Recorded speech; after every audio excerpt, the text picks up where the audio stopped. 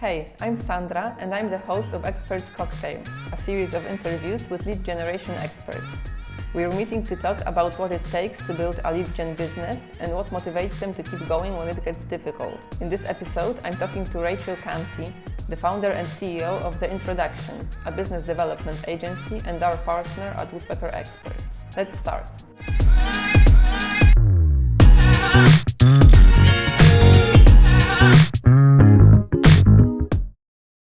So Rachel, you've been working in the marketing, lead generation, PR area for several years for other companies. And what made you go into business for yourself? So I was working in London for around 15 years at a variety of different marketing and design agencies. And then I decided to move to Amsterdam to again work in-house. And I think I really saw that there was this disparity between sales, which is obviously at the very beginning, which is kind of high turnover and conversion, and then actually turning that into a client. So I thought there was this mismatch in the middle. So I started The Introduction 5 years ago, really to try and bring that together. So really understanding why are we targeting that brand at that time, and why should they speak to our specific client, so whether it's a creative agency, digital agency, etc. So I think it was just bringing people closer together was my intention right from the beginning. And before that, you were working as an account director, a business development manager, and even as a PR assistant.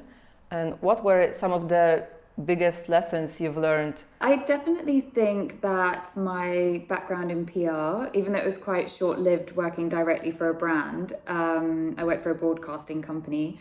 It was really interesting to see how you can take that story and that message and convey it and tell it in a different way. So I think it's all about finding that hook, and I've taken those lessons even through to what we do today, which is many years later, in the fact that when we're creating email campaigns, it's really looking at our clients and seeing the breadth of their work, but then how can we turn that into a really short, punchy message that is going to kind of resonate with people that only have a very short period of time when they're reading an email. And we do lots of work via email. So we really need to have a great subject line, an opener, and what is that call to action. And I think my background in PR really helped me to convey that messaging in a really clear and concise way.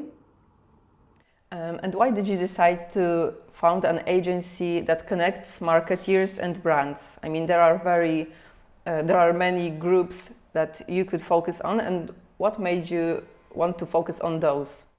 I think just having worked mainly on agency side for so long, I really saw that there was such this huge gap between them. So they're really seen as kind of enemies, even though that they really want to work together and kind of build those relationships. And everyone says it is about people. But I didn't really see that within the marketing world. It always came back to someone kind of cold calling and maybe getting lucky, or it was really based on a referral. And I just thought there was a huge opportunity to kind of bring people together in a more strategic way, where there was higher value in kind of exchanging those communications. So I think it's a bit of, I fell into the marketing world. It was part of my studies, but yeah, it's kind of just as your experience as you're growing up, it's a really interesting space to be in. Amazing people, really, really great work. It's always changing, and that's really exciting. And yeah, hopefully I can be a part of that for a long time to come.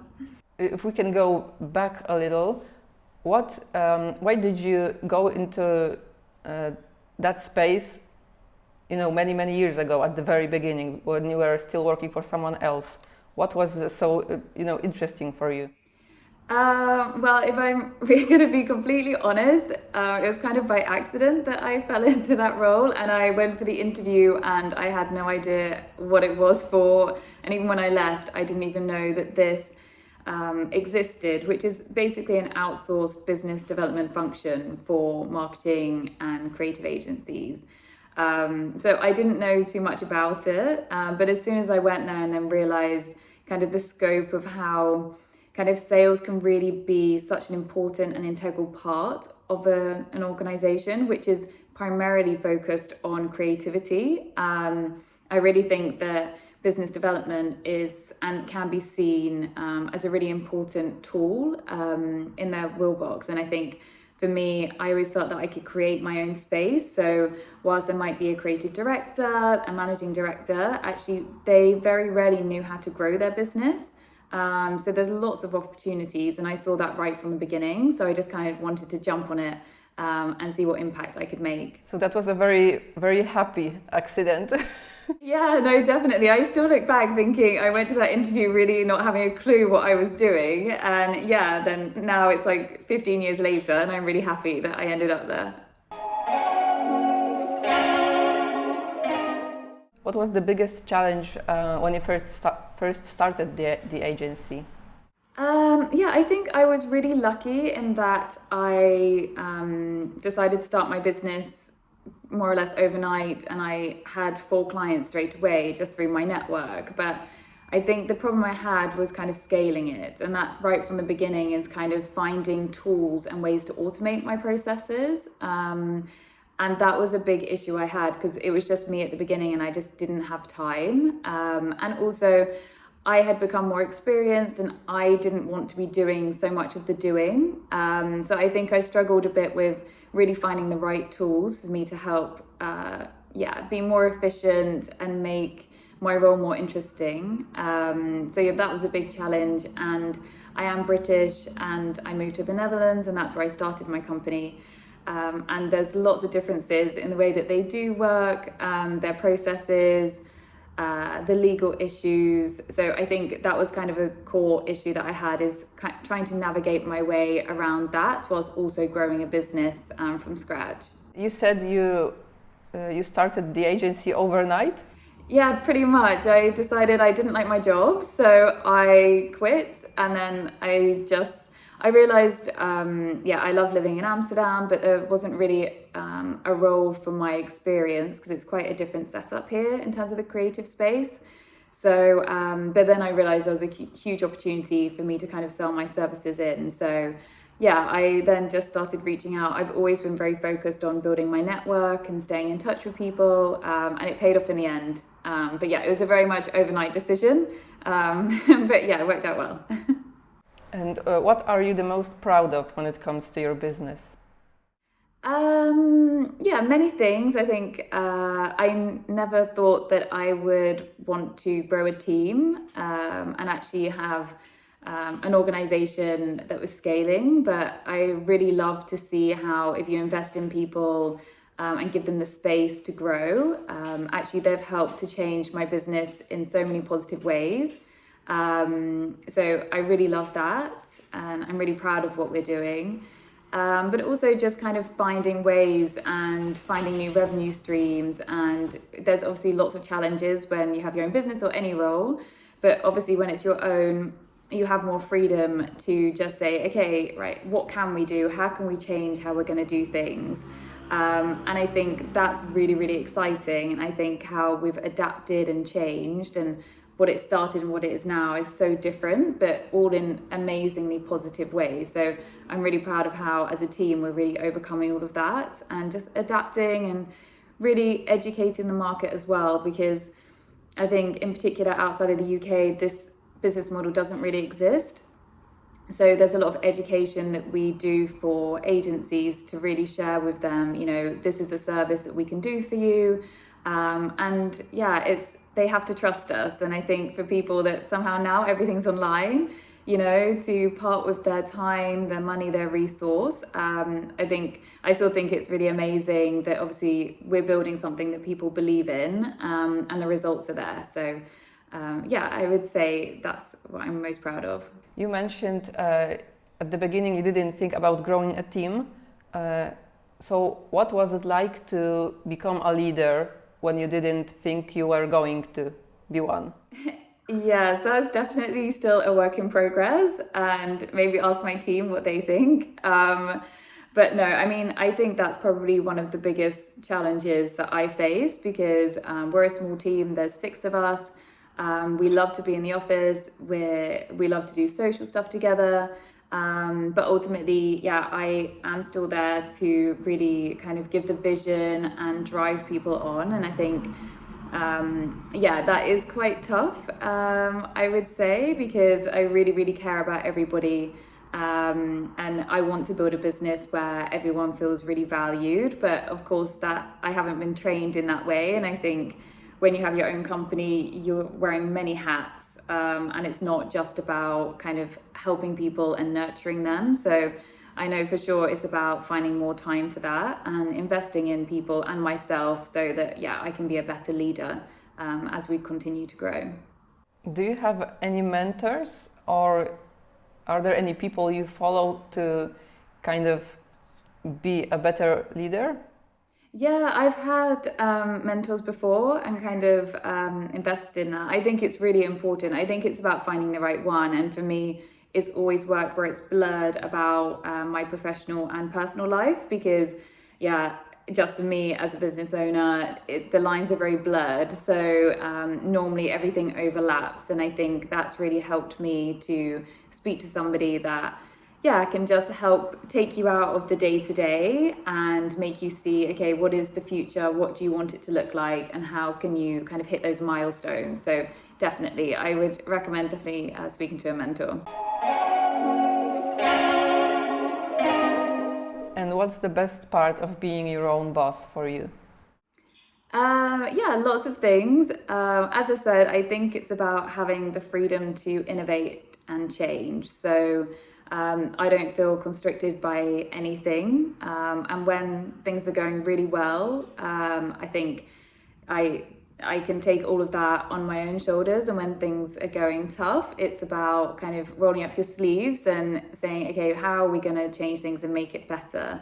So yeah, I think having a bit more of that freedom, that's what I really love about having my own company. And what drives you to keep going when things get tough, actually? Well, now I have a team, so yeah, just being responsible for other people, that's really important, and also giving them the kind of opportunities to grow their own experience and their own portfolio. So, you know, for me, it's not about keeping the same job and repeating the same tasks every day. It's about finding, you know, what are their talents, what are they interested in, and kind of give them those opportunities to kind of dive into that area, because within this job, there's many ways that you can do business development. And I think hopefully they also would agree with me in that way. What's one piece of advice you'd share with your younger self, you know, from the times when you were starting your own business? Yeah, I would say get ready to change and be flexible, because I started out with quite a narrow view on what I thought my company was going to be, what I wanted to do, how to do it. And that was all inherited from my own previous experiences. And I think when you start your own company, there's so many risks and you're really scared to maybe change the status quo. But that's when it becomes more interesting. And yeah, I would just say continually research, develop, speak to more people, and invest in your network. And that's probably been the most crucial part for us around our growth, is investing in that, making sure you have time to speak to people and help to make those connections. Don't start out thinking it's going to be exactly what you think it's going to be, because there's always something else. How did you see your business before you started it, actually? Like, what are the differences, if you're willing to share it?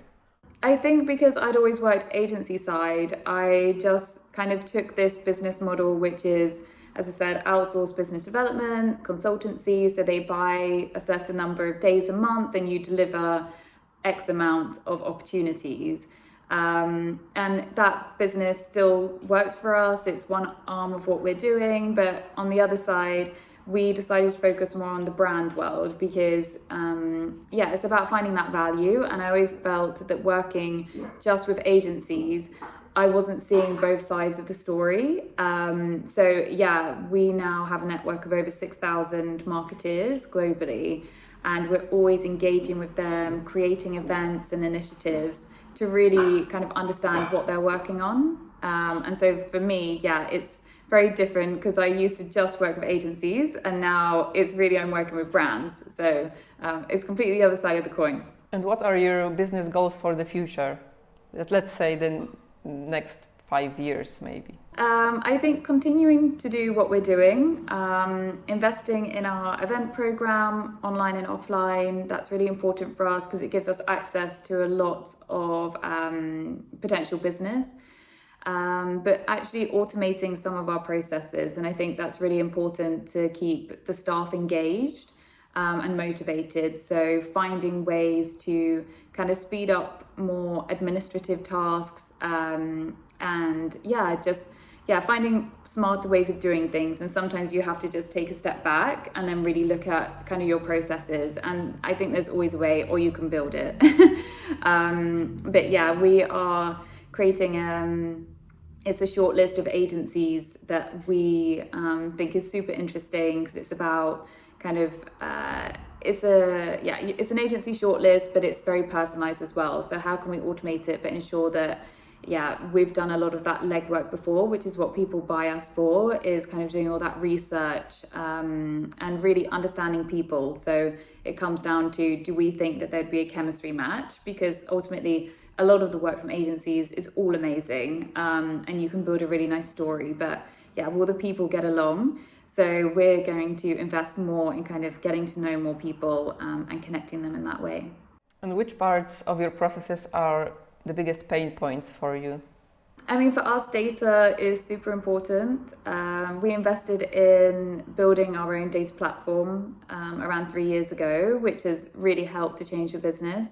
Email automation, which of course we work with Woodpecker for, and we have for many years, and we love it. So I know the team for sure, that's a huge part of what they're doing.